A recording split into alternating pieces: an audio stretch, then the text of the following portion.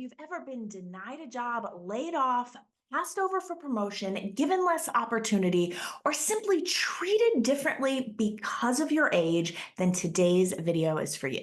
As a career coach, I work with professionals from their 30s through their 50s, some even in their 60s, and I've seen firsthand that it is not only possible for older workers to land jobs and thrive in the workplace, but even to launch entirely new careers, a second act, if you will. In today's video, I'm going to share what ageism is and what you as a more mature professional can do about it, distilled down into 3 simple yet effective steps to prevent ageism from negatively impacting your career or job search. But first, hello and welcome. I'm Kristen Zavo, a certified career and life coach, helping high achievers to land and thrive in their dream roles. With over 15 years of traditional corporate experience across multiple industries, I understand what it's like to be in your shoes, to work hard, to give it your all, and to still be left feeling like something's missing.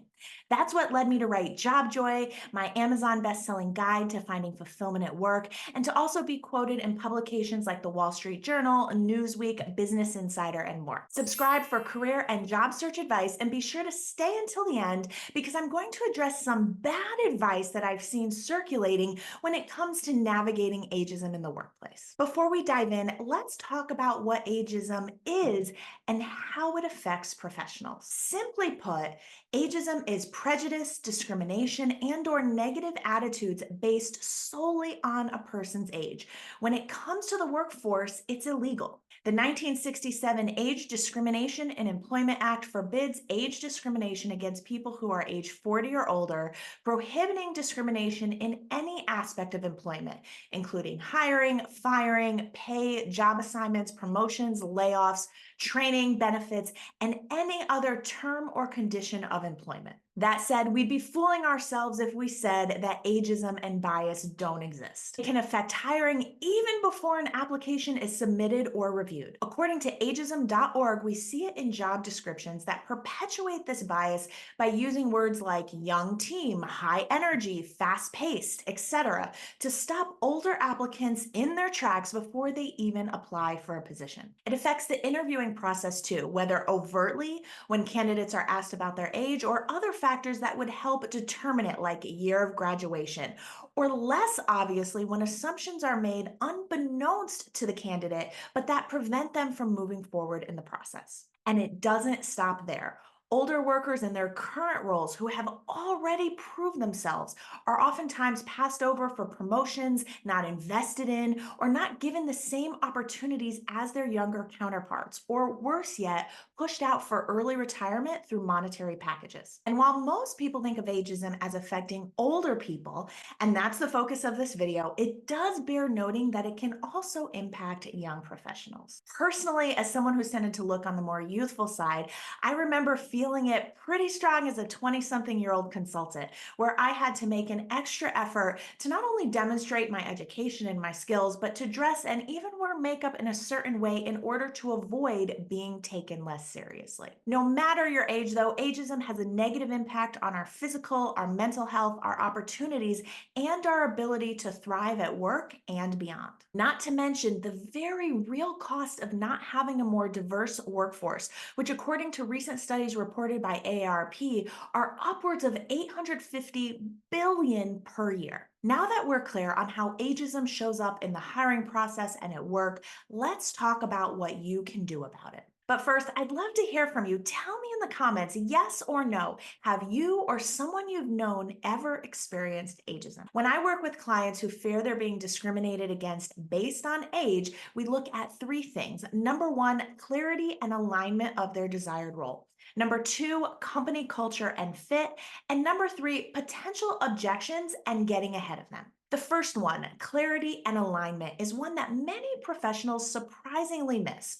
It actually reminds me of a sales executive I worked with a while back. As you may or may not know, there are a few styles when it comes to sales. Hunters, as you'd expect, enjoy targeting, finding, and converting prospects into customers. Farmers, on the other hand, are more about nurturing relationships and increasing loyalty and retention. Now, back to this client, he told me that in his younger days, he was a hunter and that a lot of the jobs he was applying for now were asking that of him. He wondered, how could he convince them that he was still up for the challenge even at his older age? The only problem, he wasn't actually interested in hunting any longer. In a different season of life, he had already paid his dues and just wanted a job where he could sell and focus on relationships, but not be on the road all the time and responsible for always finding the next deal. The answer here wasn't in convincing an employer that he could do a job he didn't actually want to do.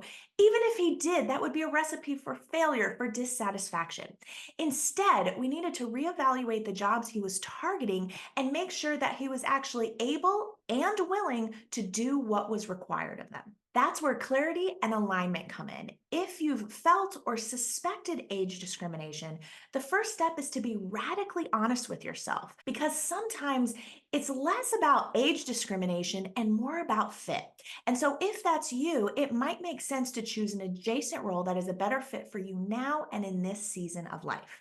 As for my client, he chose to turn his focus to sales jobs that were heavier in account management and client success. Thus, he could focus on his strengths and his interests without the need to convince an employer of anything that wasn't even true. The second step in avoiding ageism is to choose to work for organizations that value a diverse workforce. We are in a historic time where there can be up to 5 generations in an office, ranging from traditionalists to baby boomers all the way to Gen Z. There are a multitude of benefits to this, including different perspectives and experiences, more widespread knowledge sharing, increased opportunity for understanding consumers, and innovation that comes from such diversity. No doubt there are challenges too. And to help you navigate that, I recommend watching my Boomers versus Gen Z in the Workplace video next. Organizations that fail to realize the benefits of older workers do exist, though. And while you can certainly make it your mission to change their culture, many of us just want to land a job and work in a place where we're seen and valued from the start. To that end, I recommend researching and focusing on companies that are known for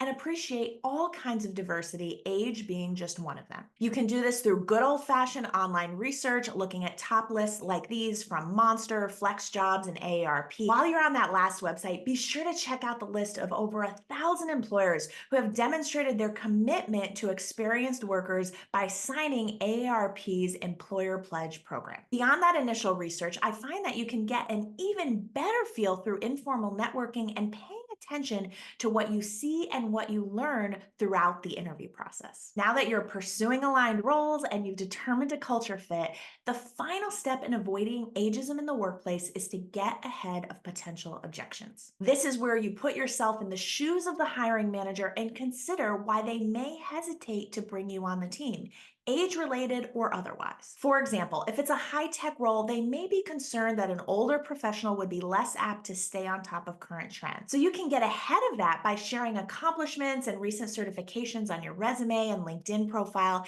as well as in the stories that you tell in conversations that highlight your interest and acumen in this area. Another example, maybe they're concerned that at a certain age, an employee won't stick around for long, and that all the training and education could be for naught, and they'll need to look for another candidate again in the near future. In this situation, when you share about yourself and your goals, you'll work into the conversation that you're excited to hang your hat at one company for the next several years. So in summary, to prevent ageism from negatively impacting our career, we're number one, targeting aligned roles that we actually want. Number two, we're ensuring that the culture is safe and appreciative of a diverse workforce. And then number three, we're getting ahead of any potential objections through our stories and accomplishments shared on resumes, LinkedIn profiles, and so on. Okay, remember earlier I told you I was going to address some not so effective advice to avoid ageism?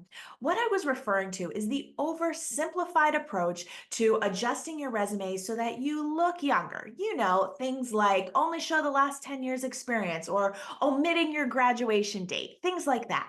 Now, I have nothing against these tips if the intention is to streamline your experience in a way that better positions you for the role. But if you're doing it for the sole intention of tricking your interviewer, it's not going to work. First, they're eventually going to see you. Second, if they truly are ageist, then they likely would have Googled your age from the start anyway. Finally, and perhaps most importantly, going into a job search with the energy that you need to hide who you are or major parts of you in order to land the job is not an empowered or confident way to approach the journey. And even if it does get you the job, even if you are able to trick them into thinking you are younger than you are, you're setting yourself up to be in an environment that is not supportive. So, yes, of course, it's smart to go after the right roles, to assess culture, and to address any potential hesitations an employer might have related to age or otherwise. But it's also a must to own who you are, to own your gifts, to own your experience and the value that you bring to the table, regardless of age. I hope today's training was helpful for you. I would love to hear your top takeaway. Tell me in the comments below. Thanks so much for watching until the end. Be sure to like this video and check out my other trainings to support you in your job search and career. I'll see you next time.